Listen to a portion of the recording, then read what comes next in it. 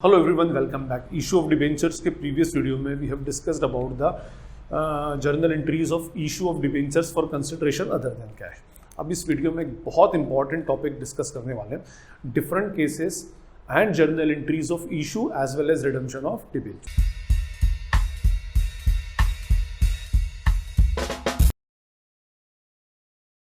हमारे पास दो फंडे यहाँ पर, एक तो फंडा होता है हमारा किसका, इशू का, ओके, एंड सेकेंड फंडा इज ऑफ रिडम्पशन. अब इशू और रिडम्पशन के अंदर हम डिफरेंस देखें. इशू का मीनिंग क्या होगा, अरेंजमेंट ऑफ फंड या रेजिंग ऑफ फंड, है ना. फंड को हम इसमें रेज करते हैं और यहाँ पर क्या करते हैं हम, रीपेमेंट ऑफ फंड. हम यहाँ पर क्या करते हैं, फंड को रीपे करते हैं. यहाँ पर पैसे को लेते हैं, यहाँ पर पैसा देते हैं, ठीक, फाइन. यहाँ पर कैश का इनफ्लो होगा in case of issue of debentures, इधर हमारा कैश का आउटफ्लो होगा अनटिल एंड अनलेस हमने कोई रिडम्पशन कन्वर्जन के थ्रू ना किया हो. हम जनरली कैश के बारे में बात कर रहे हैं, fine. Again now third cases, देखिए फंड आ रहा है हमारे पास, फंड जा रहा है हमारे पास से. इशू का मतलब फंड का आना, रिडम्पशन का मीनिंग होता है फंड का जाना. कैश का इनफ्लो होगा, कैश का आउटफ्लो होगा. जब कैश का इनफ्लो होगा तो यहाँ पर हमारी लायबिलिटी बढ़ जाएगी, increase in liability, and here we have decrease in liability और डिस्चार्ज ऑफ लायबिलिटी. ये थ्री आपको आइटम थ्री, ये जो अपने केसेस हैं इसको याद रखना है. फर्स्ट कि आप इशू में फंड रेस करते हैं, रिडम्पशन में फंड का रीपेमेंट करते हैं. इशू में कैश का इनफ्लो होता है, रिडम्पशन में कैश का आउटफ्लो होता है, ठीक है. इशू में लाइबिलिटी इंक्रीज हो जाती है कंपनी की, क्योंकि debentures are the liability, loan एक टाइप का लोन बढ़ जाता है. और रिडम्पशन के अंदर क्या होता है, डिस्चार्ज ऑफ लाइबिलिटी या रीपेमेंट ऑफ लाइबिलिटी हो जाता है, ठीक है. डिक्रीज इन लाइबिलिटी हम बोल सकते हैं इसमें, फाइन. अब देखिए ये तो हमारा हो गया इसमें इशू रिडम्पशन के का नेचर बेसिकली. अब यहां पर हम इन दोनों के मोड्स की बात करें, modes of issue and redemption. देखिए इशू और रिडम्पशन के थ्री मोड्स होते हैं, ये आप ऑलरेडी पढ़ चुके हैं वैसे.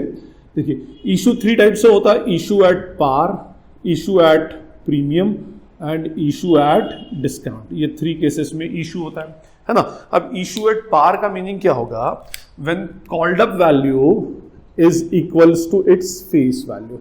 जब कॉल्ड अप वैल्यू और फेस वैल्यू दोनों इक्वल हो जाए, that is called as issue at par. जैसे लेट सपोज हम ये बात करें कि एक डिबेंचर की वैल्यू 100 रुपया है ना, तो हमने 100 रुपया उसकी फेस वैल्यू है और हमने कॉल भी कितना किया, 100 ही बुलवाया डिबेंचर होल्डर से, तो that is called as issue of debentures at par. इस पे कंपनी को कोई एक्स्ट्रा अमाउंट नहीं मिलता, तो no profit no loss means, अब इसको प्रॉफिट लॉस नहीं बोलना चाहिए, मींस कोई एक्स्ट्रा अमाउंट रिसीव नहीं होता, जितना कॉल किया उतनी ही उसकी फेस वैल्यू, या मैं ऐसा कहूँ जितनी फेस वैल्यू उतनी उसकी कॉल्ड अप वैल्यू. चलिए सेकंड केस में आए, इशू एट प्रीमियम.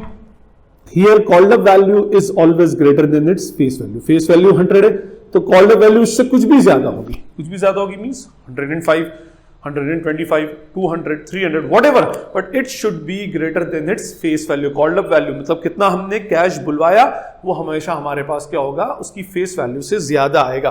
तो इस केस में कंपनी को एक टाइप का गेन होता है, प्रॉफिट होता है, ठीक है. वैसे security premium is a liability, fine. उसके बाद now come to the third case, discount means less than face value. तो यहां पर called up value is lesser than its face value, means any value which is lesser than its face value. Face value 100 है तो इससे कुछ भी कम होगा, 85, 90, 98, 95, 70 whatever, ठीक है. तो अगर हम 100 रुपया फेस वैल्यू है और हम बुलवा रहे हैं 90 रुपीज, तो इट क्रिएट्स अ लॉस. ये एक टाइप का क्या हो जाएगा, लॉस हो जाएगा. ये एक टाइप का हमारा गेन है, फाइन. मैं भी इसमें और आगे आपसे डिस्कशन करूंगा. Now come to the cases of redemption, ठीक है. जैसे इशू थ्री मोड्स में होता है, in the same way redemption will also be in three modes, at par, at premium and at discount, okay. अब at par, at premium and at discount, यहां पर भी फेस वैल्यू चलती है. देखिए जो डिबेंचर इशू हुआ है वही रिडीम होगा, तो नेचुरली अगर डिबेंचर की face value eight the time of issue 100 है तो रिडम्पशन के टाइम पे कितनी होगी, 100 ही होगी, ठीक है. तो यहां पर मैं इसको ऐसा कहूं कि पेड अप वैल्यू या repayable value is equals to its face value, means 100 रुपए के बदले 100 रुपया ही रिटर्न किया गया है ना. तो इस केस में नो प्रॉफिट नो लॉस का केस लगेगा, मींस कोई प्रॉफिट कोई लॉस नहीं होगा. हमने 100 रुपया लिया था, हम पर लाइबिलिटी 100 रुपीज की बनी थी, तो हमने 100 रुपीज की लाइबिलिटी को डिस्चार्ज कर दिया, फाइन. मींस हम पे कोई एक्स्ट्रा बर्डन एक्चुअली इसमें नहीं आया ना. दिस केस में, in this second case, redeemable at premium में सबसे इंपॉर्टेंट केस है, redeemable value is greater than its face value, means कुछ भी ज्यादा होगी, लेट्स सपोज 110 वर्सेस 100, मींस हम पर ये जो face value, this is the actual liability on the company, तो कंपनी के ऊपर 100 रुपए की लाइबिलिटी थी और कंपनी को रिटर्न कितना करना पड़ रहा है, 110 एक्स्ट्रा मनी उसको रिटर्न करना पड़ रहा है, तो that will be a loss for the company, ये कंपनी के लिए क्या हो जाएगा, लॉस हो जाएगा। And third case, when redeemable value is lesser than its face value, company ने लिया था 100 और लौटाने की बात कर रही है 95, ठीक है, मतलब 100 रुपीज लाइबिलिटी बनाई थी और जब बोला था कि जब हम इसको रीपे करेंगे तो हम लेसर देन 100 पे रीपे करेंगे, ठीक है, it is a gain for the company. But क्या अगर आप एक डिबेंचर होल्डर हो तो क्या आप इस केस के ऊपर कंपनी के अंदर इन्वेस्ट करोगे? नेवर। 100 रुपए देकर के बंदा ज्यादा लेना तो पसंद करेगा बट कभी भी कम लेना पसंद नहीं करेगा, तो 100 देकर 90 रीपेमेंट में लेगा तो it will not be possible, ये क्या होगा, एक टाइप से पॉसिबल नहीं होता। फाइन, तो these are the 3 cases of issue and 3 cases of redemption. 3 cases में issue at par, face value का फेस वैल्यू में when called up value is equals to face value, issue at premium when called up value is greater than its face value, and issue at discount when called up value is lesser than its face value. Issue redemption at par when redeemable value means कितना हमें देना है। अच्छा, एक बात और बता दूं मैं आपको, ये जो वैल्यूज है कॉल्ड अप, ये जो वैल्यूज है called up, these represents what, cash inflow, okay, and face value, this represents actually the liability, ठीक है। तो यहां पर देखें, cash inflow is greater than the value of liability means profit है ना, इधर cash inflow is lesser than the liability means यहां पर क्या है, लॉसेस है। Again now come to this case, ये क्या शो करेगा, this will show the cash outflow, आपकी जेब से कितना पैसा at the time of redemption जाएगा, and this actually represents the liability. यहां पर कैश आउटफ्लो और लाइबिलिटी का डिस्चार्ज सेम है, तो नो प्रॉफिट नो लॉस, मैंने आपको बताया उसमें कोई कंपनी को गेन नहीं होगा, कोई लॉसेस नहीं होंगे। बट हियर लाइबिलिटी है 100 की और कंपनी के पास से कैश का आउटफ्लो है 110 का, तो here it is a loss, ठीक है। तो redemption at premium is a loss, सबसे इंपॉर्टेंट केस यही वाला, मैं आपको फिर बोल रहा हूं। और here liability is lesser than it's cash outflow, तो मैंने अभी बताया आपको कि this case is not at all practically possible, तो हम इसका डिस्कशन भी नहीं करेंगे, है ना। इसकी जर्नल एंट्रीज के अंदर इसे भी कोई बहुत चैलेंजिंग केस नहीं होता। तो फाइन, तो now we have total 6 cases. अब देखिए होता क्या है कि इशू रिडम्पशन में we have total 6 cases. Practically वैसे तो टोटल कितने केसेस होंगे, वी हैव टोटल 9 केसेस, है ना। क्या होगा, इशू और रिडम्पशन, ठीक है। केस 1 क्या बनेगा, issue at par, redeemable at par, this versus this. Issue भी पार पे किया गया, रिडम्पशन भी पार पे किया गया, पैसा लिया भी फेस वैल्यू पर, कॉल्ड अप भी फेस वैल्यू पर है, रिडीम भी किस पे कर रहे हैं, फेस वैल्यू पे। Issue at par and redeemable at par, है ना। सेकंड केस क्या होगा, issue at premium and redeemable at par, लिया ज्यादा और दिया किस पर, फेस वैल्यू पर, मींस लाइबिलिटी कैश का इनफ्लो ज्यादा है और कैश का आउटफ्लो सेम रहेगा। Okay fine, now third case is what, issue at discount and redeemable at par, ठीक है। रिडीमेबल एट पार मींस हमने लिया कम और दे रहे हैं ज्यादा उसमें, ठीक। फोर्थ केस, अभी तक हमने तीनों रिडम्पशन पार पे देखे थे, ये 3 केसेस हो गए इसके, ठीक है। अब हम रिडम्पशन एट प्रीमियम देखेंगे, तो issue at par, redeemable at premium, ठीक है।